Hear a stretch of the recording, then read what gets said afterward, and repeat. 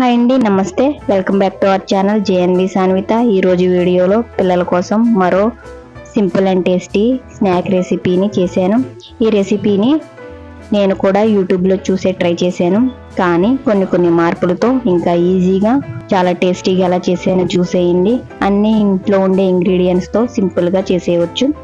ఈ రెసిపీకి 3 బ్రెడ్లు బాయిల్ చేసుకున్న 2 కోడిగుడ్లు తీసుకున్నాను. బ్రెడ్ని వాటర్లో డిప్ చేసి వెంటనే తీసేసి వాటర్ అన్ని పిండేసుకోవాలి.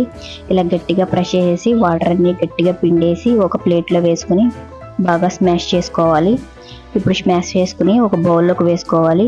ఇప్పుడు ఒక గ్రేటర్ తీసుకుని ఉడికించుకున్న ఎగ్ను కూడా ఇలా సన్నగా తురుముకోవాలి. 2 ఎగ్స్ను కూడా ఇలా సన్నగా తురుముకున్న తర్వాత దీనిలోకి 1/2 టీ స్పూన్ గరం మసాలా, ఒక full teaspoon chicken masala add చేసుకోండి. మీ దగ్గర కనుక గరం మసాలా కానీ చికెన్ మసాలా కానీ ఏదో ఒకటే ఉన్నట్లయితే దాన్నే 2 టీ స్పూన్ యాడ్ చేసుకోండి. ఇప్పుడు 1/2 టీ స్పూన్ మిరియాల పొడి, 1 teaspoon salt, 1 teaspoon chilli flakes, 1 teaspoon అల్లం తరుగు, 1 టీ స్పూన్ వెల్లుల్లి తరుగు యాడ్ చేసుకోవాలి. 1 కప్పు దాకా సన్నగా కట్ చేసిన ఉల్లిపాయ ముక్కలను యాడ్ చేసుకోవాలి. ఇప్పుడు కొద్దిగా కరివేపాకు, కొద్దిగా పుదీనాకుని యాడ్ చేసుకోవాలి. టీ స్పూన్ నువ్వుల్ని, ఒక పెద్ద టేబుల్ స్పూన్ పచ్చిమిర్చి సన్నని తరుగును కూడా యాడ్ చేసుకుని వీటన్నిటిని ఒకసారి బాగా కలుపుకోవాలి. దీంట్లో వాటర్ పోయాల్సిన లేదండి, ఇలా ముద్దగా కలుపుకోవాలి. ఇందులోకి అల్లం ముక్కలు, వెల్లుల్లి ముక్కలు యాడ్ చేసుకున్నాం కదా, అవి కనుక మీకు నచ్చినట్లయితే అల్లం వెల్లుల్లి పేస్ట్ని ఒక ఫుల్ టేబుల్ స్పూన్ యాడ్ చేసుకుని ఇలా ఒక ముద్దగా చేసుకోవాలి.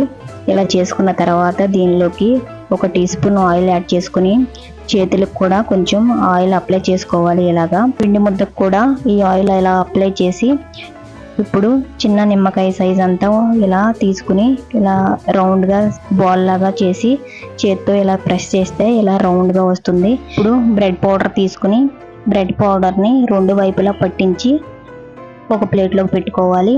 ఇలా రౌండ్ షేప్లోనే కాదండి, మీకు ఏ షేప్లో అయినా చేసుకోవచ్చు. ఇలా మొత్తం అన్నిటినీ ఇలా చేసుకుని చక్కగా రౌండ్గా ఇలా చేసుకుని ఇలా ప్రెస్ చేసి బ్రెడ్ పౌడర్ పట్టించి అన్నింటినీ ఇలా ఒక సపరేట్ ప్లేట్లో పెట్టుకోవాలి. ఇప్పుడు డీప్ ఫ్రైకి ఆయిల్ పెట్టుకుని, ఆయిల్ ఎక్కువగా హీట్ అవ్వకూడదండి, ఆయిల్ లో హీట్లోనే పెట్టుకోవాలి. లో ఫ్లేమ్లో ఒక్కొక్కటిగా వేసుకుని వెంటనే తిప్పేయకూడదు, నిదానంగా తిప్పుకోవాలండి. ఒక్కొక్కటిగా ఫ్రై అవుతాయి.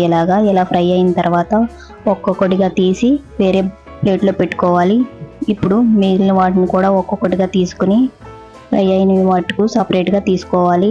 వీడియోలో చూపిస్తున్నట్లుగా ఇలా ఫ్రై అయితే సరిపోతాయండి. అంతే అండి, simple and tasty snack recipe ready అయిపోయింది. దీన్ని టమాటో కచప్తో సర్వ్ చేసుకుంటే టేస్ట్ చాలా బాగుంటుంది. ఈ వీడియో కనుక మీకు నచ్చినట్లయితే చిన్న లైక్ ఇవ్వండి, ఛానల్ని సబ్స్క్రైబ్ చేసుకోండి. Thank you.